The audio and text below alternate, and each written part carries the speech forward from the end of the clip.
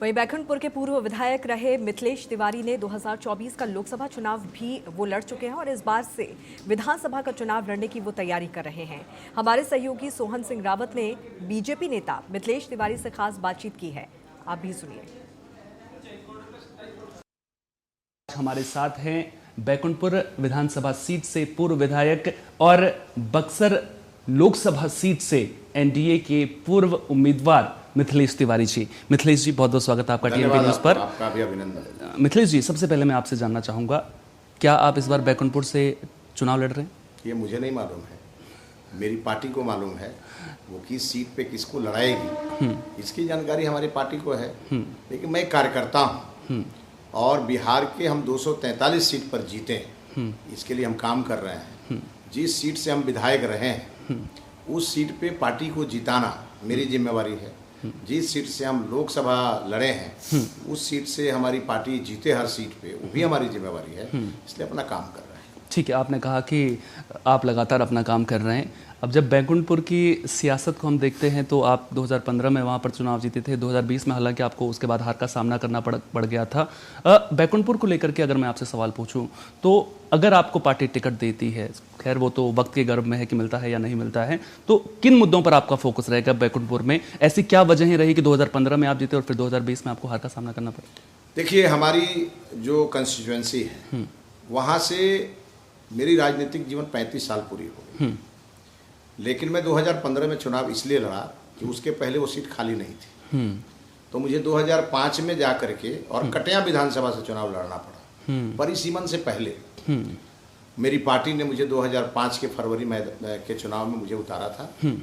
वो चुनाव में लूज कर गया। 6 महीने बाद ही कुछ ऐसी परिस्थितियां बिहार की हुई और हमारे नेताओं का कुछ ऐसा डिसीजन हुआ कि मुझे टिकट नहीं मिला। फिर भी मैं एक कार्यकर्ता की तरह धैर्य रखते हुए मैंने पार्टी का काम किया। जब बिहार में नीतीश कुमार जी अलग हो गए बीजेपी से, आरजेडी और जदयू एक हो गया, तो मैं अपने विधानसभा में जा करके मैंने काम शुरू किया। और उस समय हमारी पार्टी वहाँ शैशवा अवस्था में थी। बिल्कुल 2 साल तक कड़ी मेहनत करके और मैंने पार्टी को 2015 में अपने कार्यकर्ताओं के बल से और भारतीय जनता पार्टी के जो वोट होते हैं और पार्टी की जो गरिमा महिमा जिसको कह लीजिए, और उसके आधार पर 15 में मैंने वहाँ उस समय के महागठबंधन को हमने 15,000 वोट से हराया। फिर जब 2020 आया तो उस समय भी बीजेपी जदयू की सरकार थी। मैं आरजेडी से नहीं हारा, जनता दल यूनाइटेड के ही एक बागी उम्मीदवार जिनको मैंने 2015 में वहाँ से हराया था, वो आके बागी लड़ गए और जदयू के तमाम कार्यकर्ता उनके साथ हो गए और प्रदेश का उनका जदयू का जो नेतृत्व था वो भी उन्हीं के साथ खड़ा हो गया। कंफ्यूजन हो गया जनता में। तो 15 में जो मुझे वोट आए थे उस वोट से ज़्यादा वोट मुझे इसमें मिला। मेरा पूरा विधानसभा क्षेत्र बाढ़ में घिरा हुआ था और फिर मैं लगभग 10,000 के अंतर से मैं चुनाव हार गया। उसके बाद मेरी पार्टी ने मुझे बक्सर लोकसभा में चुनाव लड़ाया। अच्छा, बक्सर सीट को लेकर के आप बात करें, आपने कहा कि 2015 में आप वो विषम परिस्थितियां थी, जिस तरह से उस वक्त के हालात थे, आरजेडी जेडीयू का गठबंधन हो गया था, बीजेपी से आप चुनाव लड़े थे, लेकिन आपने वो चुनाव निकाल लिया था। 2020 में फिर से जेडीयू बीजेपी साथ में आते हैं, आरजेडी अलग लड़ती है, लेकिन जिस तरह से आपने बताया कि बागी उम्मीदवार जो है आपके लिए मुसीबत का सबब बनता हुआ वहाँ पर नजर आया। यही हाल 2024 में भी देखने को मिला। बागी तो नहीं कहूँगा मैं, खैर आनंद मिश्रा जी आते हैं, पूर्व आईपीएस, चर्चा ये चलती है कि उन्हें बीजेपी टिकट देगी, लेकिन बीजेपी इस बात की है। मैं सीधा बताता हूँ, आप जो पूछना चाहते हैं उसी का मैं जवाब। ठीक, बक्सर इकलौता एक ऐसा लोकसभा है जहाँ से ब्राह्मण वर्ग का एक टिकट जितनी भी पार्टियां हैं उन सब लोगों के बीच में एक बीजेपी ने लड़ाया था। बाकी किसी सीट पे कानिकुब्ज और सरजूपारी ब्राह्मण जो होते हैं गैर मैथिल, उसमें मुझे ही एक टिकट मिला था और बाकी किसी पार्टी ने नहीं दिया था। और मेरे खिलाफ 5 वहाँ के निर्दलीय उम्मीदवार लड़ गए। बगल के सीट पे पवन सिंह चुनाव लड़ गए। कुछ ऐसी परिस्थिति बनी, उस परिस्थिति के कारण मेरी हार हो गई और मैं तो एक निमित्त मात्र था, लेकिन इस देश के आधुनिक भारत के निर्माता आदरणीय नरेंद्र मोदी जी का जो सपना था वो सपना चकनाचूर हो गया बक्सर में। फिर भी मैं मोदी जी को सैल्यूट करना चाहूँगा कि चुनाव हारने के बाद भी प्रधानमंत्री जी का विकास का रथ रुका नहीं। और लगातार बक्सर का विकास होता रहा। एक पराजित उम्मीदवार के आग्रह पे केंद्र सरकार ने भी और बिहार की सरकार ने भी झोली भर के बक्सर के योजनाओं को पास किया और आज बक्सर का विकास हो रहा है। लेकिन आज बक्सर के लोग इस बात से दुखी हैं कि काश हमारा एनडीए का उम्मीदवार जीत करके पार्लियामेंट में गया होता, तो जब वक्फ बिल पर वोटिंग हो रही थी तो बक्सर का कम से कम एमपी वक्फ बिल का जो वक्फ बिल था उसमें सरकार के पक्ष में खड़ा होता, तो आज बक्सर का एमपी सरकार के विरोध में खड़ा था। जब राणा संगा के बारे में चर्चा हो रही थी और राणा संगा हमारी भारत की आत्मा है, जब उन पे चर्चा हो रही थी तो बक्सर का सांसद उनके साथ खड़ा नहीं था। तब जाकर के बक्सर के लोगों के दिल में इस बात की टीस हुई कि काश राष्ट्रवादी कार्यकर्ता यहाँ से अगर एमपी हुआ रहता तो फिर बक्सर जिस प्रभु श्री राम की ज्ञान भूमि के रूप में जाना जाता है और महर्षि विश्वामित्र जी की तपोभूमि के रूप में जाना जाता है, जहाँ 52 भगवान ने जन्म लिया, जहाँ को गंगा मैया उस धरती को स्पर्श करते हुए गंगा सागर की ओर बढ़ती है, वो बक्सर कोई साधारण बक्सर नहीं है। लेकिन आज वहाँ के लोगों को इस बात की पीड़ा हो रही है और मुझे लगता है कि देर आए दुरुस्त आए। सभी लोगों के मन में ये भाव आ गया कि आगे कोई गलती से भी गलती ना हो कि फिर बक्सर से कोई राष्ट्रवादी कार्यकर्ता विधानसभा में जाना चाहता हो, पार्टी उसको मौका दे तो सब मिलकर के उसको जिता करके भेजेंगे, मुझे ऐसा विश्वास है। ठीक है, अब वो तो आने वाला वक्त बताएगा और उसमें अभी काफ़ी इंतजार भी उसके लिए करना पड़ेगा। बैकुंठपुर पर वापस आते हैं। बैकुंठपुर के अगर मैं मुद्दों की बात करूं तो जब हमारी टीम जनता के बीच में पहुंचती है तो कई सारी ऐसी बातें निकलकर सामने आती हैं कि सरकार योजनाएं तो चला रही है लेकिन वो जनता तक नहीं पहुंच रही हैं, धरातल पर नहीं उतर रही हैं।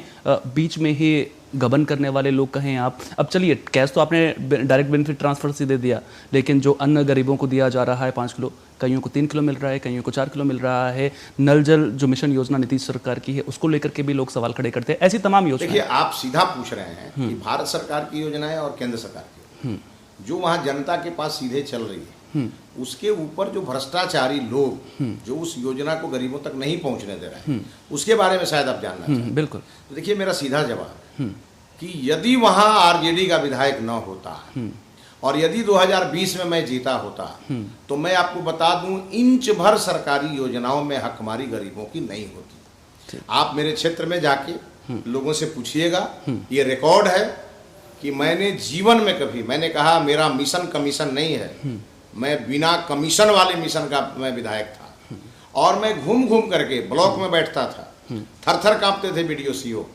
थाना में नौजवानों के पासपोर्ट के लिए इंक्वायरी आती थी, डर के मारे कोई पैसा नहीं मांगता था क्योंकि एक चौकीदार वहां मजबूत बैठा था। जब घर का चौकीदार ही गड़बड़ निकल जाएगा तो घर की रखवाली कौन करेगा। तो विधानसभा में विधायक ही लालटेन पार्टी वाला जीत गया तो वहां तो समस्या होगी।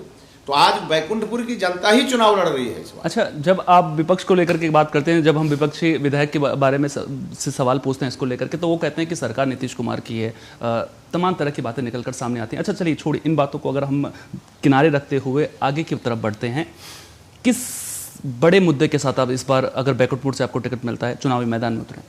देखिए, बिहार का जो मुद्दा है, बिहार की सारी सड़कें बन गई, कुछ एक छुट्टी हुई होंगी वो बन रही। अब सड़क बिहार का मुद्दा नहीं है। नहीं, बैकुंठपुर की मैं केवल बात मैं बिहार और बैकुंठपुर को अलग नहीं मानता। बैकुंठपुर ही बिहार है और बिहार ही बैकुंठपुर। ठीक है।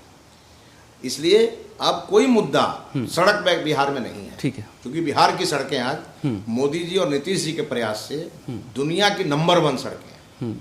फिर उसके बाद अब बिजली भी कोई मुद्दा नहीं है। जिस बिहार में लालटेन की रोशनी में लोग विवश होते थे, उस बिहार को रोशन करने का काम आदरणीय नरेंद्र मोदी जी ने किया और ये 15 से 17 के बीच में किया जब मैं विधायक था। जब बिहार में और बैकुंठपुर में जब कोई ट्रांसफार्मर जल जाता था तो लोग चंदा लगाते थे, ट्रैक्टर भाड़ा करते थे। सत्यनारायण भगवान का कथा जो है उसके लिए वो संकल्प लेते थे कि हमारे गांव में ट्रांसफार्मर लगेगा तो सत्यनारायण भगवान का कथा करेंगे। वो दिन बदल गया। आज एक वार्ड में 100 केवीए का ट्रांसफार्मर है। कई वार्ड बड़े हैं, वहाँ 2-2 ट्रांसफार्मर लगे हैं और आज ट्रांसफार्मर जलता है, एक SMS हम लोग विभाग को करते हैं तो विभागीय अधिकारी आकर लगाता है। और अब तो 125 यूनिट बिजली फ्री हो गई। हमारे बिहार के माननीय मुख्यमंत्री जी ने माननीय प्रधानमंत्री जी के सहयोग से गरीबों के लिए बिजली लगभग मुफ्त कर दिया। अब तो बिहार में सचमुच बहार है और क्योंकि कुर्सी पर बैठे नीतीश कुमार है, और इसलिए मैं आपको अच्छा, बताऊं कि बैकुंठपुर का मुद्दा क्या है। बैकुंठपुर के लोगों को बैकुंठपुर में रोजगार मिले। बैकुंठपुर जो 40 किलोमीटर का गंडक का बांध था, बिल्कुल, उससे तो हम लोगों को निजात मिल गई। मैं 15 से 20 में विधायक था। मैं लगातार सरकार के सामने यक्ष प्रश्न खड़ा करता था कि हमारे जो सारण तटबंध है या हमारे रिंग बांध है उसको आप पक्का करें। और पक्का नहीं करने के कारण वहाँ होता क्या था, माल मवेशी बांधे जाते थे, लोग ले आकर के अपना धान का बोझा रखते थे, चूहे उसमें रहते थे, और उसके कारण जब बाढ़ आती थी तो बांध टूटता था। और 17 में हमारे यहाँ बाढ़ आई, बैकुंठपुर में 20 में बाढ़ आई, और 70 घाट का जो पुल बना वो विश्वास का पुल बना था, लेकिन वो पुल विनाश का पुल साबित हो गया। क्योंकि वहाँ जो कलभट बनने थे, जिस पुल की लंबाई बड़ी होनी चाहिए थी उसको छोटा बना दिया गया। उसके इंजीनियर दोषी हैं, जो बनवाने वाले हैं वो दोषी हैं, लेकिन उस पुल के गलती के कारण हमारा बांध टूटा। लेकिन उसी समय नितिन नवीन जी हमारे पथ निर्माण मंत्री थे, मैं उनको लेके गया और हम लोगों ने 5 कलभट वहाँ स्वीकृत कराए। आज वो बन के तैयार है। अब बैकुंठपुर में बाढ़ आने वाली नहीं है, लेकिन अब गंगा मैया से तो कोई चुनौती ले नहीं सकता। मेरी ये हिम्मत नहीं है। मैं तो नारायणी मैया को प्रणाम करता हूँ कि हे माता, हम लोगों पर कृपा बनाए रखना, और हमारी नारायणी नदी का जो जल है वो हमारे लिए वरदान होना चाहिए, हमारे लिए अभिशाप नहीं होना चाहिए। तो हमारे जिले की अजब विडम्बना है, 40 किलोमीटर का पूरा क्षेत्र है, तो एक तरफ जल का प्रभाव है और एक तरफ जल का अभाव है। मेरी प्रायोरिटी रहेगी हर खेत को पानी मिले, लिफ्ट इरिगेशन वहाँ लागू हो, हर खेत में पानी पहुँचे, ये हमारी प्रथम प्राथमिकता होगी। क्योंकि किसानों के खेत में हरियाली, घर में खुशहाली, ये देना नरेंद्र मोदी जी का वादा है, जिसको पूरा करने की जिम्मेवारी हमारी है। अच्छा नीतीश कुमार, और नौजवान जो नौजवान पलायन करके बाहर जाते हैं उन्हें रोजगार, उनको लेक फार्मिंग के माध्यम से मोदी जी ने जो कृषि कानून बनाए हैं, उस कृषि कानून में ही रास्ते हैं। हम लेक फार्मिंग के माध्यम से उनको, हम वहाँ नीचे बिजली, नीचे मछली, ऊपर बिजली, अगल बगल में खस की खेती और जीविका बहनों के माध्यम से उसमें बहुत सारी योजनाएं, ये सब मेरे मन में है।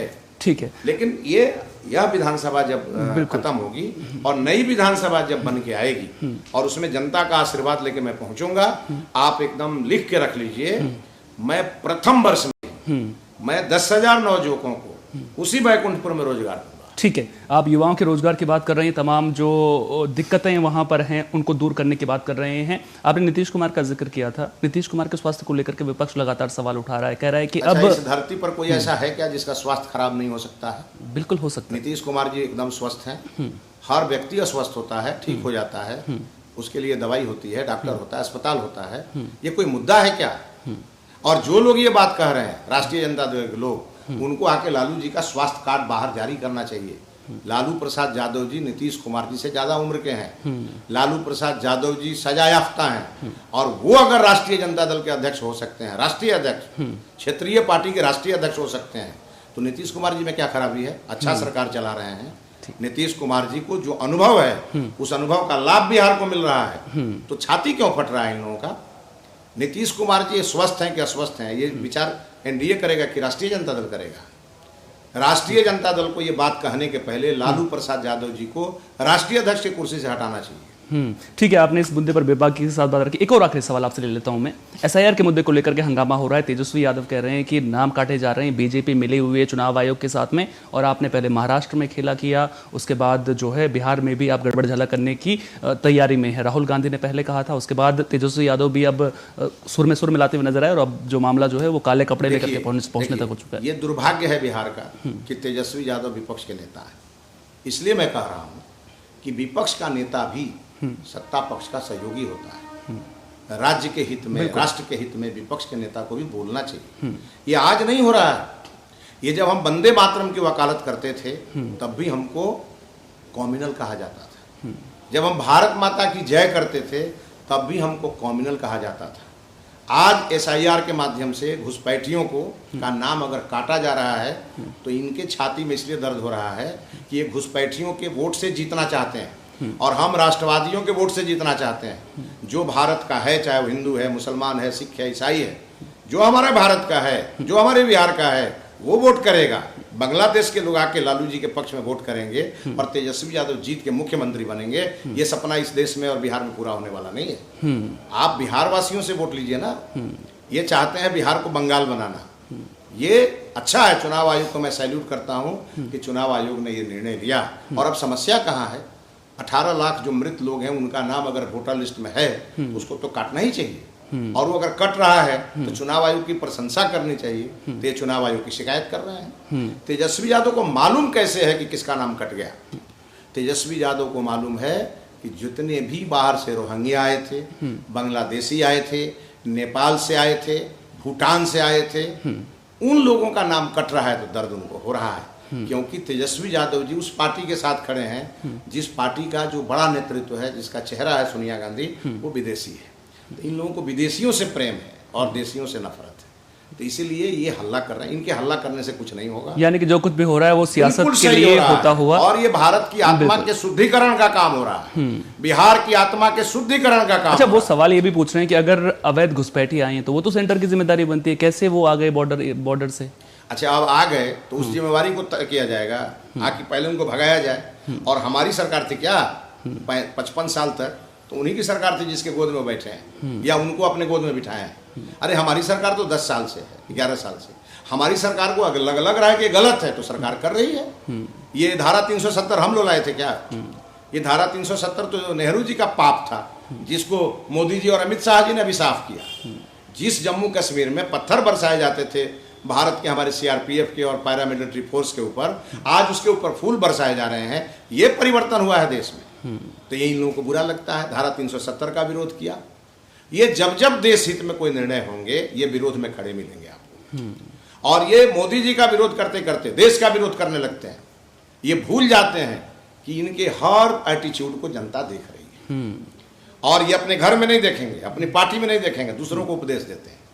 तो बार बार जो बात आती है तेजस्वी जी को, तेजस्वी जी इसलिए बोलते हैं कि तेजस्वी जी की शिक्षा दीक्षा कम हुई है। वो क्रिकेट भी खेलने गए तो क्रिकेट में पास नहीं हो पाए। मैं तो बिहार का क्रिकेट चलाया हूँ ना बहुत दिनों तक। मैंने तो उनके पिताजी से लड़ाई लड़ा है और बिहार के क्रिकेट को मुक्त कराया है, बिहार को मान्यता दिलाया है। तो तेजस्वी यादव जी न क्रिकेट में सफल हुए, न अपनी पढ़ाई में सफल हुए, न राजनीति में सफल होने वाले हैं। उनके एक तरफ लालू जी, एक तरफ राबड़ी जी, उन्हीं के दोनों पुत्र हैं। इसके नाते वो अपना काम करते हैं, उनको मुबारक हो। लेकिन तेजस्वी जी को मैं आपके माध्यम से सलाह दूंगा कि जब भी कोई निर्णय बिहार के हित में हो, देश के हित में हो, तो समर्थन करना चाहिए। और विपक्ष का रोल होता कैसा है वो श्रद्धेय अटल जी से सीखना चाहिए। इस बिहार की गौरव गाथा कहाँ चली गई थी? भारत का पहचान न कुतुब मीनार है, न भारत का पहचान हमारा ताजमहल है। भारत की पहचान और भारत की आत्मा राम और कृष्ण है। हमारे मोदी जी देश के गरीबों का घर भी बना रहे हैं, गरीबों के घर बिजली पहुंचा रहे हैं, गरीबों को शौचालय दे रहे हैं, गरीबों के चिकित्सा की व्यवस्था कर रहे हैं, उनके पढ़ाई कमाई दवाई की चिंता कर रहे हैं। और साथ में हमको पुराना भारत लौटा रहे हैं। जो भारत हमसे मुगलों ने छीन लिया था, जो भारत हमसे अंग्रेजों ने छीन लिया था, मोदी जी ने फैजाबाद की जगह अयोध्या लौटाया, बाबरी मस्जिद की जगह राम मंदिर लौटाया। और हमारा जो काशी विश्वनाथ जी का पवित्र मंदिर है, अगर जिसको भी तेजस्वी जी के पास चश्मा न हो तो एनडीए का चश्मा पहन के और राष्ट्रवादियों का चश्मा पहन के, सनातनियों का चश्मा पहन के उनको जा करके ज्ञान वापी को देख के आना चाहिए। उनकी आंखें खुल जाएगी किस देश में क्या हुआ। लेकिन इतिहास तो पता नहीं है देश का, और भूगोल मापने चले हैं। इसीलिए मैं आपको बताऊं, ये हम सबका परम सौभाग्य है 140 करोड़ लोगों का कि आज नरेंद्र मोदी जी देश के प्रधानमंत्री हैं और अमित शाह जी देश के गृह मंत्री हैं और नीतीश कुमार जी बिहार के मुख्यमंत्री हैं। इसी बिहार का लालू प्रसाद यादव जी जब छोड़ के गए थे तो 23,700 करोड़ का बजट था, और आज उसी बिहार का 20 साल के अंदर 3,17,000 करोड़ का बजट पेश हुआ है, हमारी सरकार ने किया है। आज इतने काम हो रहे हैं, एक बार भी उन्होंने थैंक्स दिया है क्या मोदी जी को? ये भी तो विपक्ष का, जो सड़कें आज बनी है, जिस सड़क पर फर्र से चलते हैं तेजस्वी यादव, अरे जिस राघोपुर को गंगा नदी में पुल दिया एनडीए की सरकार ने, उस पुल को जिस दिन उद्घाटन हो रहा था वहां भी नहीं गए। ये क्या बात करेंगे? ये निगेटिव बिहार के यानी कुल मिलाकर आप ये कहना चाहते हैं कि जो विपक्ष के नेता हैं वो निगेटिव सियासत करते हुए नजर आ रहे हैं, विकास उनको नजर नहीं आ रहा है। बहुत बहुत शुक्रिया मिथिलेश जी, इस चर्चा में हमारे साथ जुड़े और आपने बेबाकी के साथ में अपनी बात रखी है।